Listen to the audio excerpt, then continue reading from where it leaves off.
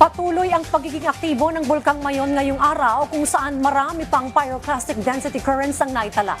Ang detalye sa ulat ni Rod Lagusa.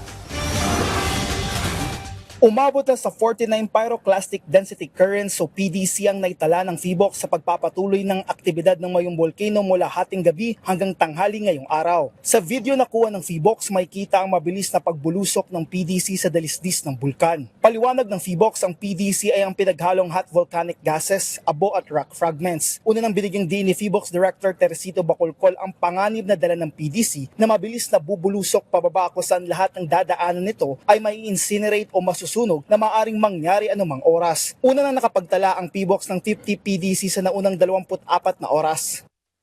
This one shows na meron tayong ongoing eruptive process kasi yung lava dome natin lumalaki na sinusupply ng magma, and then lumalaki yung lava dome, and then naging unstable siya. So yung pagiging unstable niya, yun yung nakapag-produce ng PDC at saka rockfall events. Ani Bacolcol, sa bahaging timog ng bulkan bumabagsak ang mga PDC at base sa kanilang monitoring hindi pa nila nakikita na tumataas ang lahat ng mga tinitingnang parameters. Sa nakaraang 72 hours walang naitalang volcanic earthquake, habang isang volcanic earthquake naman mula hating gabi hanggang tanghali ngayong araw ang naitala. Halos pareho lang anya ang bilang ng PDC sa naging aktibidad ng bulkan noong 2023. Ayon sa PHIVOLCS, sa ngayon wala pang lava na lumalabas mula sa bunganga ng bulkan.